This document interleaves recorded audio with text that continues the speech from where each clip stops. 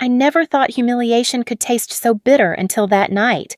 Surrounded by flashing lights and clinking glasses, I watched my younger sister bask in the spotlight, her laughter slicing through me like a blade. Each joke she cracked about me wasn't just cruel, it was calculated. The room erupted with mockery, and for a moment, I almost believed her story of me being a parasite. Almost. But behind my silence, I carried a truth no one expected. In less than a heartbeat, her proud little world would collapse. Because I wasn't her burden. I was her boss. The ballroom shimmered with golden light, as though the chandeliers above were trying to imitate 1,000 little suns. Music drifted from the string quartet in the corner, polite laughter rippled across the room, and the scent of expensive champagne clung to the air like perfume. I slipped inside quietly, my heels clicking against the polished floor, but no one turned to notice me. Why would they? Tonight was not about me. It was Chloe's night, her company's celebration, her moment to shine. She was standing near the stage, glowing in her emerald dress, her perfect blonde curls catching every bit of light. People orbited around her as if she were the sun itself. My younger sister had always been the star. Ever since childhood, she was praised for her charm, her beauty, her clever tongue. And me? I was the background, the forgotten prop in our family's ongoing performance. When the host introduced Chloe, his words were drenched in admiration. The brilliant Chloe Carter, our rising star, the woman who embodies success. Applause thundered, cameras flashed, Chloe grinned, drinking in the attention. Then, almost as an afterthought, he added, "And this is her sister, Madeline." His voice flattened on my name, as though it didn't deserve more than a mention. A few polite nods followed, and then the applause died away. I felt the weight of every glance, the silent question hovering in the room. Who is she? Why is she even here? Chloe smirked as she stepped closer, resting a hand on my arm. "Everyone, this is my big sister," she said sweetly, though the sugar was poisoned. She's, well, between jobs right now, but she's got plenty of free time to support me." The crowd chuckled. I swallowed hard, forcing a smile. I'd heard worse before, but even so, a tiny muscle in my jaw betrayed me, tightening against the sting. I met Chloe's eyes, and in that moment, I saw the flicker of triumph. She had gotten what she wanted, to remind everyone once again that she was the successful one and I was the failure. But I didn't look away. Instead, I smiled. A small, enigmatic curve of my lips that made her brows knit just slightly. If anyone had been watching closely, they might have wondered, what does Madeline know that Chloe doesn't? The evening carried on, the noise swelling around me. Waiters floated past with trays of canapes, conversations hummed, and Chloe glided through her admirers like a queen. I stayed at the edge, sipping a glass of sparkling water, my presence forgotten as quickly as it had been acknowledged. And yet, she couldn't leave me alone. During a lull in the chatter, Chloe raised her voice just enough for the surrounding group to hear. "You know," she said, laughter bubbling in her throat, "Madeline once crashed on my couch for 6 months. She practically lived off me. Isn't that right, sis?" The people around her burst into laughter, their eyes darting toward me like arrows. One man shook his head with exaggerated pity. Another woman smirked into her wine glass. My cheeks burned, but I stayed silent, my fingers tightening around the stem of my glass. Chloe pressed on, enjoying the show. "And oh, there was that time you borrowed money from me, remember? I thought I'd never see it again." She giggled, and the crowd followed, a chorus of amusement at my expense. I felt my stomach knot. The laughter seemed louder than the music now, echoing inside my skull. For a brief second, I almost shrank into myself, the way I used to when we were kids. The memories hit me like stones, my parents' voices echoing through the years. "Why can't you be more like Chloe? She's such a success. You're always lagging behind, Madeline." I remembered Chloe's smug grin at our family dinners, the way my father's eyes sparkled with pride whenever she spoke, while mine only flickered with disappointment when he looked at me. The golden child and the forgotten one. The story hadn't changed. It was simply being replayed here for an even bigger audience. My chest tightened, but I forced myself to take a steady breath. I reminded myself of something I had learned through years of silence. Not every battle is won by shouting. Sometimes the quiet ones strike the hardest. I turned to the crowd and gave a small nod, as if Chloe's words hadn't touched me at all. "Yes," I said lightly. "Isn't it funny how sisters remember things differently?" Some people tilted their heads, confused. Chloe blinked, just once. I could see it in her eyes, the irritation, the spark of suspicion. She didn't like that I wasn't playing my role tonight. And inside me, something stirred. For the first time that evening, I wasn't just surviving the humiliation. I was preparing. Have you ever been compared to your own sibling, measured and found wanting, as if love itself was a contest you could never win? That was my life. And yet, as I stood there under the chandeliers, with laughter still ringing in my ears, I knew this wasn't the end of my story. It was only the beginning. I smiled again, and this time, I meant it. The laughter had not yet died when Chloe decided to push further. She leaned against the bar, her glass of champagne glinting under the light, and with a coy smile she announced, "I've always looked after my sister. Honestly, she wouldn't have survived without me. I've been the one paying the bills, feeding her, making sure she's okay." Her voice carried just enough for the circle of colleagues to hear, and their chuckles grew sharper, crueler. Gaslighting, it was Chloe's favorite trick.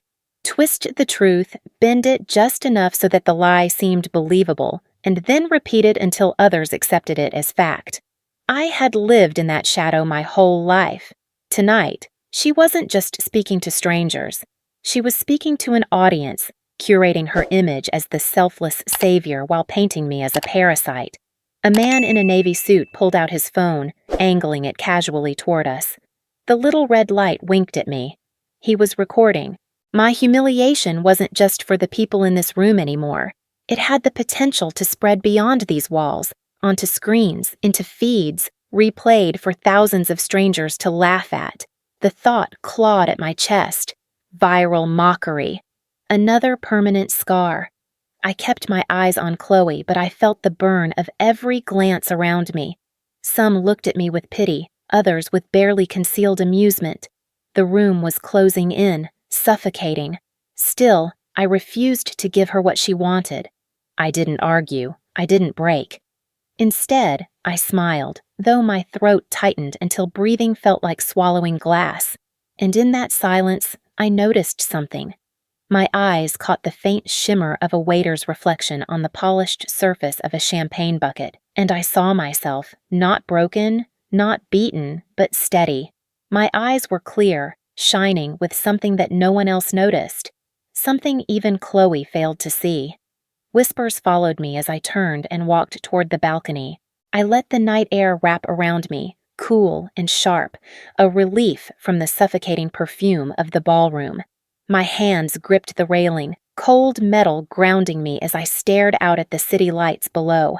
A sigh slipped from me, long and heavy, like the release of a weight I had carried since childhood. For just a moment, I allowed myself to feel it all, the ache, the shame, the sting of betrayal. My heart ached in a way that only family could make it ache. Have you ever stood in the shadow of someone who was supposed to love you, only to be diminished again and again until you questioned your very worth? That was the truth of my life, and it pressed down on me now with brutal force. The muffled sound of laughter spilled through the glass doors, pulling me back. I could hear Chloe's voice, bright and sharp as a blade. She wasn't finished. She never was. I stepped inside again, slow and deliberate, and rejoined the party. Chloe, sensing her audience's attention drifting, decided to raise the stakes. She tapped her glass with a fork, commanding silence. When the room stilled, she lifted her drink high. Her smile widened, but her eyes were venom. "Stop leeching off successful people!" she declared, her words slicing through the air with merciless precision. For a beat, silence reigned. Then laughter erupted, louder than before. It rolled through the ballroom, swelling into cruel applause. My name wasn't spoken, but I felt it all the same. They were laughing at me, pointing, even if only in their minds. There's the parasite. There's the failure. I stood frozen, every nerve in my body screaming to run, to vanish. I could feel their eyes crawling over me, dissecting me like a specimen. My face flushed, but my posture remained upright, almost defiant. Still, I was the spectacle, the clown in a show I never agreed to perform. And yet, among the sea of mocking faces, I caught a flicker. A man at the edge of the crowd leaned toward his companion, his brow furrowed. "There's something strange about her eyes," he murmured, not quietly enough. His words cut through the laughter like a crack in the facade. "It's like she knows something." Chloe didn't notice, too drunk on the thrill of her cruelty, but others shifted uncomfortably as though my silence, my composure, was unsettling. Inside me, a storm was gathering. But outwardly, I only tilted my head, let the corner of my mouth curve into a faint smile, and whispered so softly that only I could hear it. Not tonight. It was not surrender. It was a promise. The sound of laughter still echoed in my ears long after it died from their lips. It clung to me like a second skin, smothering, unbearable. I stood there in the center of the ballroom, frozen, while Chloe basked in the glow of her cruelty. And then, without another word, I turned away and walked, each step heavy, toward the quiet corridor that led to the restroom. The air inside the tiled room was cooler, quieter, as though I'd stepped into another world. I pressed both hands against the marble sink, lowering my head. My reflection in the mirror blurred as tears pooled in my eyes, spilling before I could stop them. My chest heaved, and I hated myself for it, for breaking here, for giving her what she wanted. I slid down to the floor, pulling my knees close, muffling my sobs with my sleeve. For a few terrible minutes, I felt 12 years old again, hearing my mother sigh and my father shake his head. "Why can't you be more like Chloe?" The voice in my head was relentless. "She's the golden one. You're the disappointment." But then, as the sobs ebbed, another memory crept in, sharp and vivid. I saw myself sitting in a cramped office, stacks of papers scattered across a second-hand desk. I remembered the sleepless nights, the endless spreadsheets, the risks I took with what little money I had. No one believed in me, not my parents, not Chloe. They thought I was wasting my time, chasing delusions, but I had pressed on anyway. And I remembered the first deal, the small, trembling step into the world of private investments. I remembered the way I signed my name, my hands shaking, but my heart soaring. From there, step by step, I had built something no one else saw. A hidden empire, protected by silence, fueled by rejection. And with that empire, I had quietly funded projects, acquired assets, including, eventually, a controlling stake in the very company Chloe now flaunted as her own. She had no idea. Not once did she suspect that the money she thought was luck, or fate, or sheer brilliance had originated with me. I had been her invisible benefactor, watching from the shadows, never demanding recognition.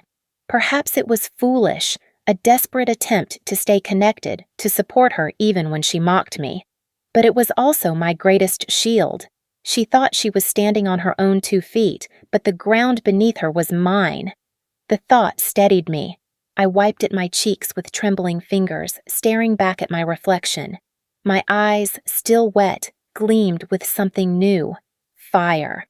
For the first time tonight, I saw not a victim, not a parasite, but a woman who had endured, who had built, who had power, and yet the weight of the years pressed heavy.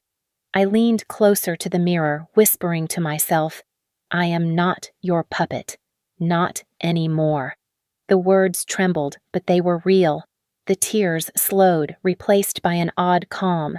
My pulse still raced, but beneath it was resolve, steady and sharp. I stood, smoothing my dress, adjusting the strap on my shoulder. I looked myself in the eye, as though daring my reflection to disagree. It didn't. For once, it seemed to nod back, like an ally instead of an enemy. The noise of the ballroom seeped faintly through the door, muffled but insistent, reminding me that the world was still spinning out there.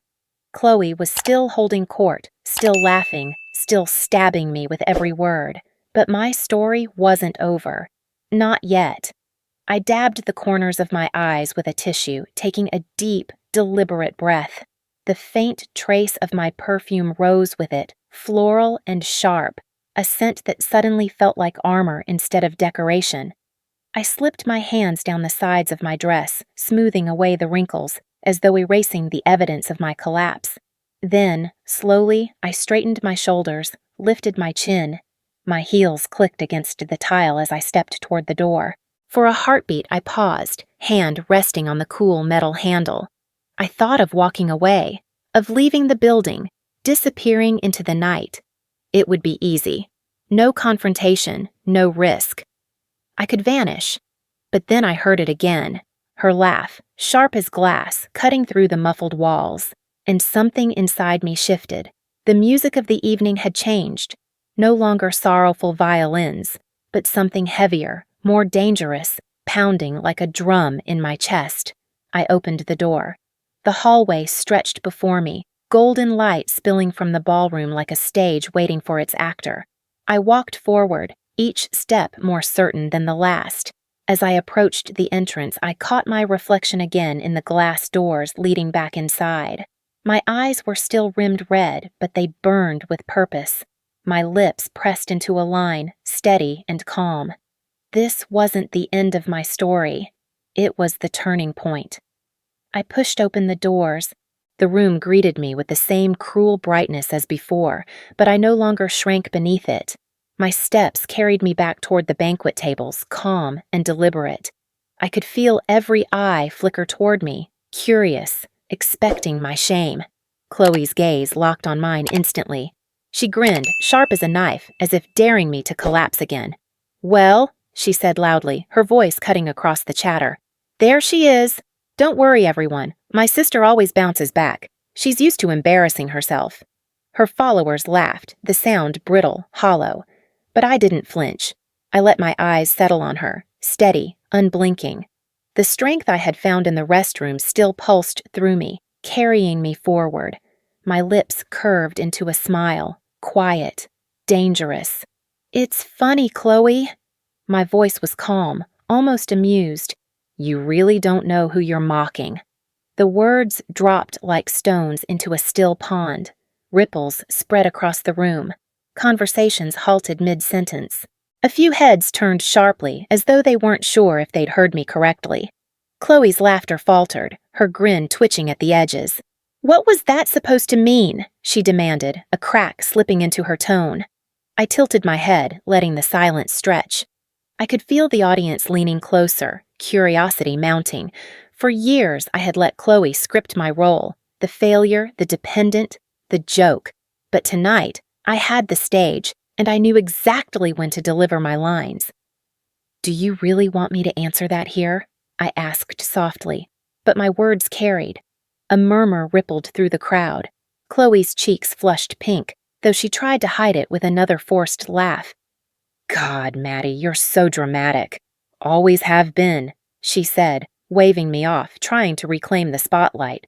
"Don't mind her, everyone. She's just bitter." I ignored her. Instead, I reached into my clutch. My fingers brushed over the leather folder inside, cool and reassuring. I pulled it out slowly, deliberately, letting the room take in every second. The flick of the clasp echoed louder than the music.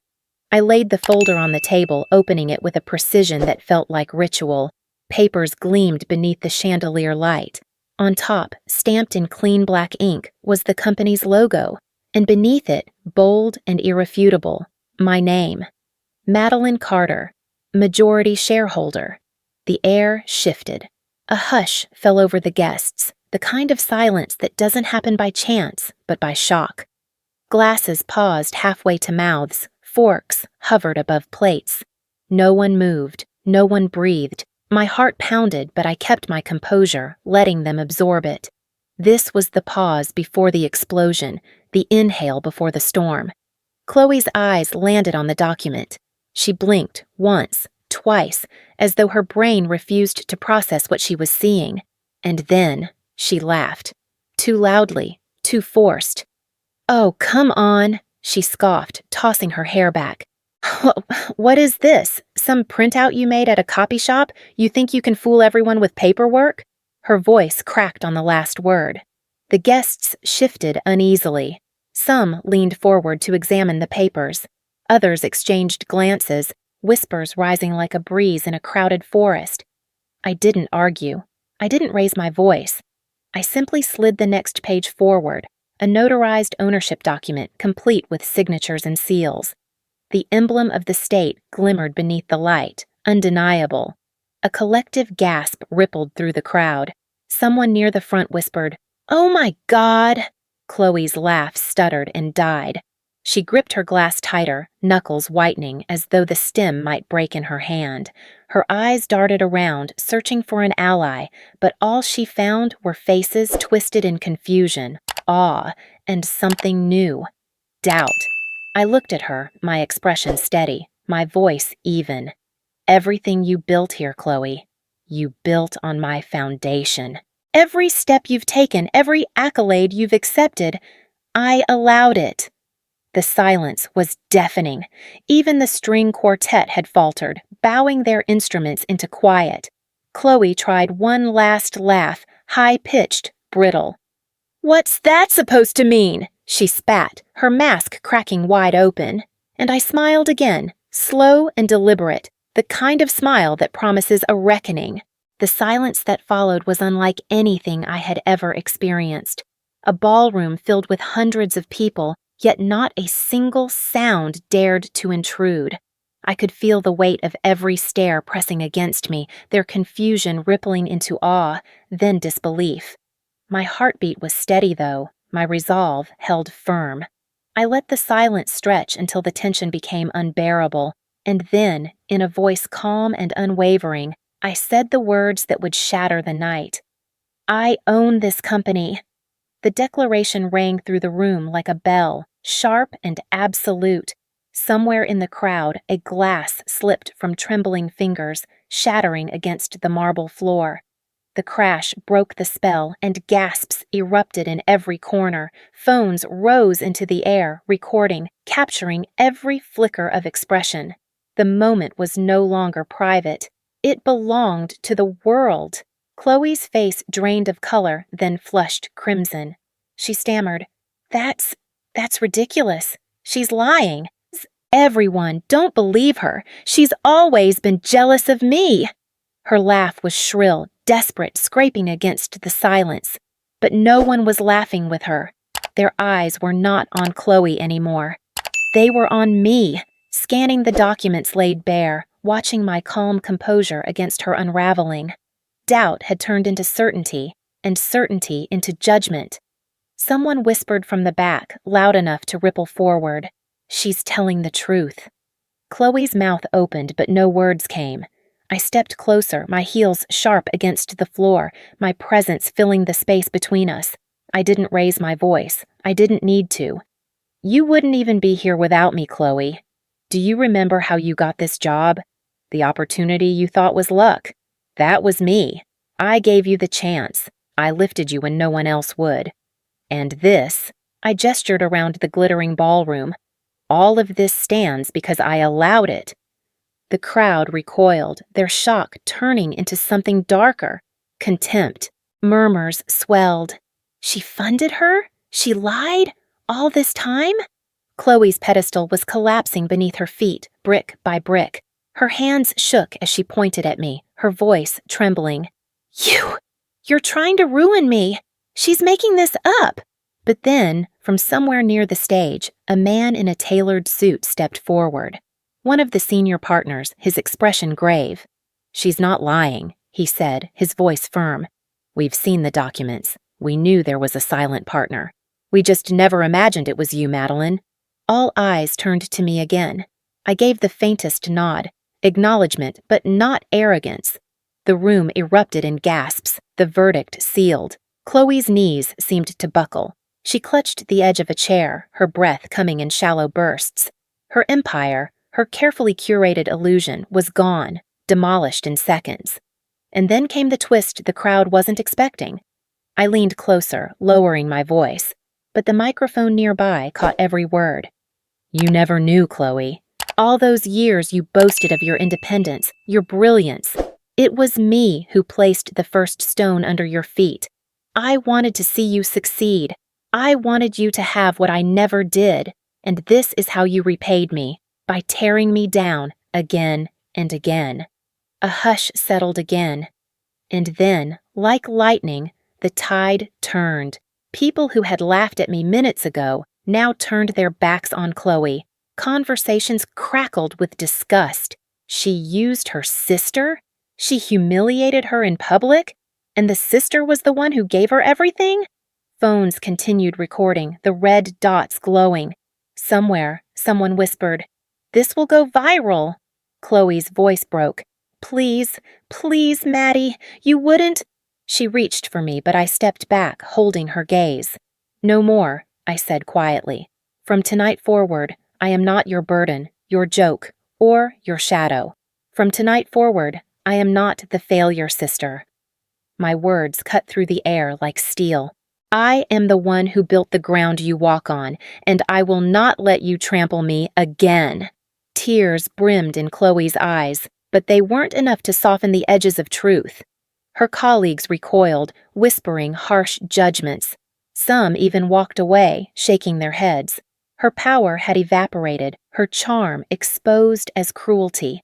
And yet, as I stood there, victorious in the eyes of the crowd, my own heart twisted. The satisfaction was laced with sorrow, the kind that only family could inflict. My eyes glistened, not with weakness, but with the raw ache of years wasted in the hope of love that never came. I held her gaze one last time, my voice steady, final. "From now on, Chloe, the story changes. The cameras caught everything, my words, her collapse, the tears shimmering in my eyes. A moment of triumph, but one carved out of pain. And as I turned from her, shoulders squared, I carried both victory and grief. The crowd roared behind me, but inside I felt the hollow echo of what had been lost long before this night. The night that had begun as a stage for my humiliation became something else entirely. By morning, the evidence was everywhere. Clips of the confrontation spread across the internet like wildfire. The words I had spoken, "I own this company," looped endlessly on feeds, stitched into reaction videos, replayed with captions like "Silent Savage CEO exposes her sister" and "Instant karma caught on camera." People who had never heard my name were suddenly quoting me.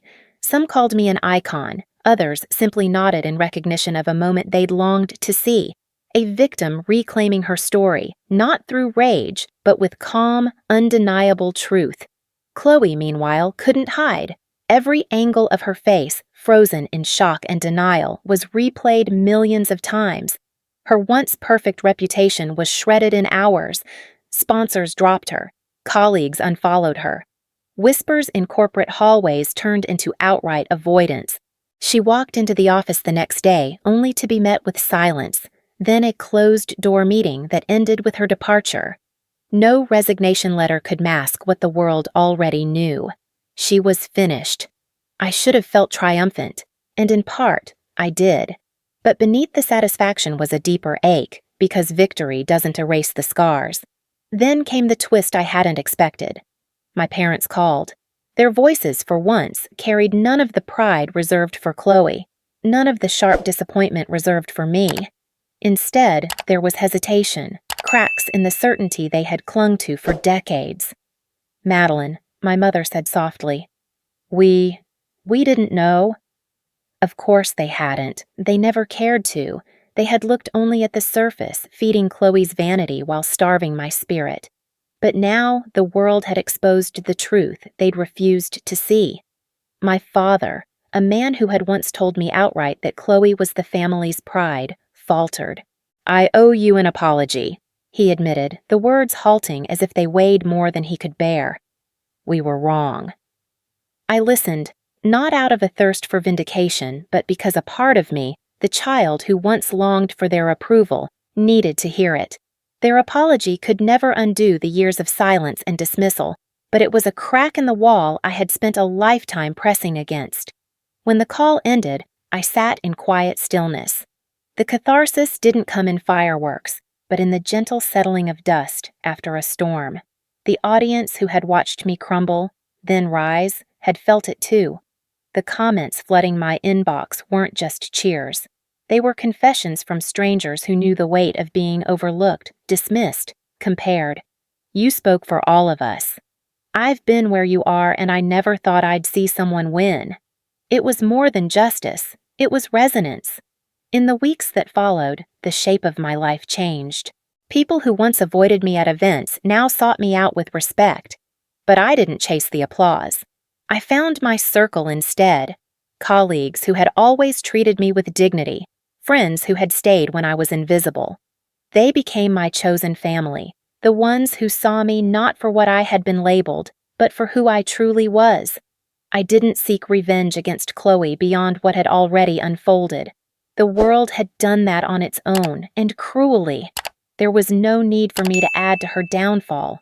In a way, I pitied her. She had lived so long in the gilded cage of favoritism that when it crumbled, she had nothing left to stand on. But I had rebuilt myself in silence, and now I stood freely.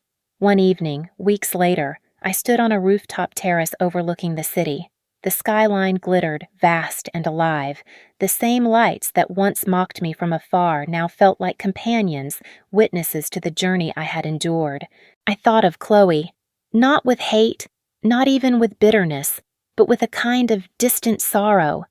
I thought of my parents, their late apologies echoing like faint thunder after the storm had passed. I thought of the girl I had once been, shrinking in the shadows, and the woman I had become, unafraid to stand in the light. The night air was cool, brushing against my face like a benediction. I let myself breathe deeply, savoring it.